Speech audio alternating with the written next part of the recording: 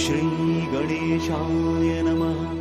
नारद उवाच प्रणम्य शिरसा देवं गौरीपुत्रं विनायकम् भक्तावासं स्मरेन् नित्यं आयुः कामार्थसिद्धये।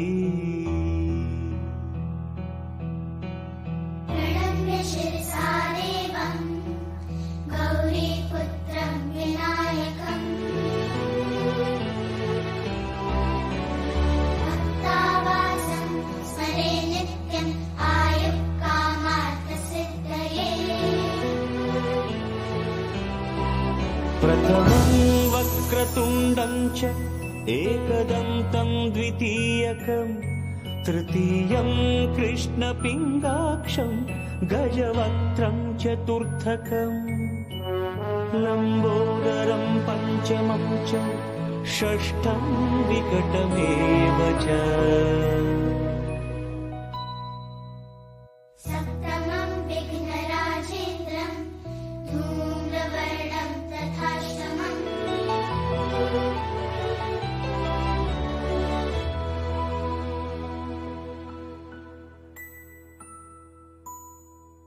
नवमं भालचन्द्रं च दशमं तु विनायकम् एकादशं गणपतिं द्वादशं तु गजाननम्।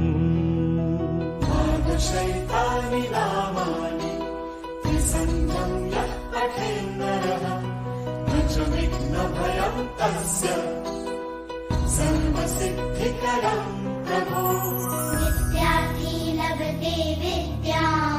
धनार्थी लभते धनम् पुत्रार्थी लभते पुत्रान् मोक्षार्थी लभते गतिम्।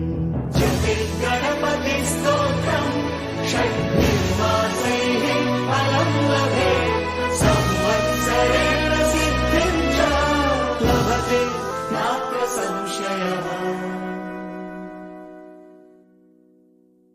अष्टभ्यो ब्राह्मणेभ्यश्च लिखित्वाय समर्पयेत्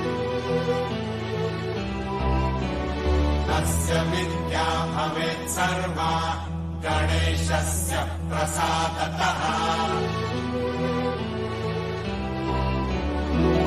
इति श्रीनारदपुराणे सङ्कष्टनाशनम् नाम श्रीगणपतिस्तोत्रम् सम्पूर्णम्।